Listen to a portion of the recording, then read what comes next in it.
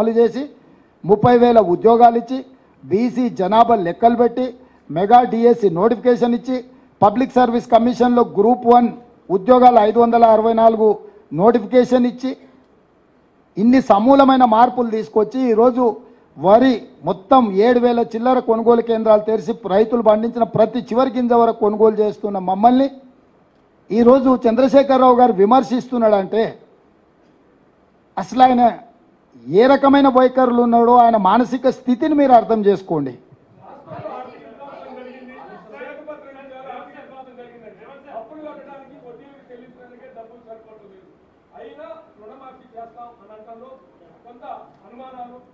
ఇప్పుడు నేను అధికారం చేపట్టినాటి డిసెంబర్ 7 తారీఖు నాడు 7 లక్షల కోట్ల అప్పుతో బయలుదేరినాము. ఆ రోజు నుంచి మొన్న 7 తారీఖు వరకు ఏప్రిల్ 1 వరకు 26,000 పైచిలకు కోట్ల రూపాయలు కేసీఆర్ చేసిన అప్పు కట్టినము. ఆర్థిక నియంత్రణ దుబారా తగ్గింపు ద్వారా పన్నులు రావాల్సిన వాటిని రాబట్టుకోవడం ద్వారా ఆర్థిక క్రమశిక్షణ, ఆ క్రమశిక్షణలో భాగంగానే ప్రభుత్వ ఉద్యోగులకు పెన్షన్దారులకు అవుట్సోర్సింగ్ కాంట్రాక్టు ప్రతి ఒక్కరికి 1 తారీఖు నాడు జీతాలు ఇస్తున్నాము. ఆర్థిక క్రమశిక్షణను పాటించడమే కాకుండా రాష్ట్రం యొక్క ఆదాయాన్ని పెంచుకోవడం ద్వారా రుణమాఫీ ఎట్లా చేయాలనో నా దగ్గర పక్కడ్బందీ ప్రణాళిక ఉంది. 15 ఆగస్టు ఎంతో దూరం లేదు. 2014లో లక్ష రుణమాఫీ చేస్తాను, 2019 వరకు చేయలేదు. 2018లో ₹1,00,000 రుణమాఫీ చేస్తాను, 2024 వరకు కూడా చంద్రశేఖరరావు చేయలేదు. చంద్రశేఖరరావు లాంటి చరిత్ర నాది కాదు. నేను ఇప్పుడు కూడా మీ ద్వారా స్పష్టంగా చెప్తున్నా, పెద్దమ్మ తల్లి సాక్షిగా 15 ఆగస్టు లోపల రైతు రుణమాఫీ చేసి తీరుతా. నా ప్రణాళిక నాకున్నది, ఆర్థిక క్రమశిక్షణ నాకున్నది.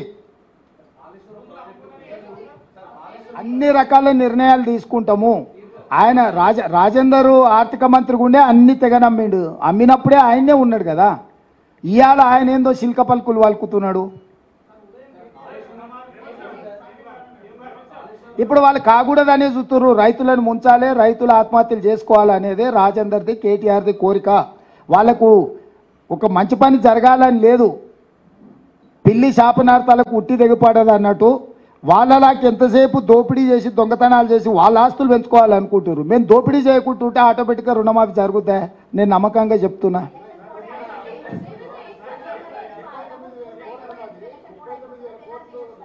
ఇక ఆయన అన్నీ చెప్తాడమ్మా. ఆయన ఏమైంది, ఆయన పాయింట్ ఎందుకు వేసుకున్నాడమ్మా? డ్రాయర్ మీద ఎందుకు తిరుగుతలేడు?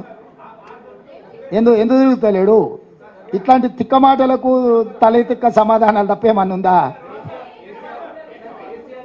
స్వామి ఒక్క నిమిషం బోలో.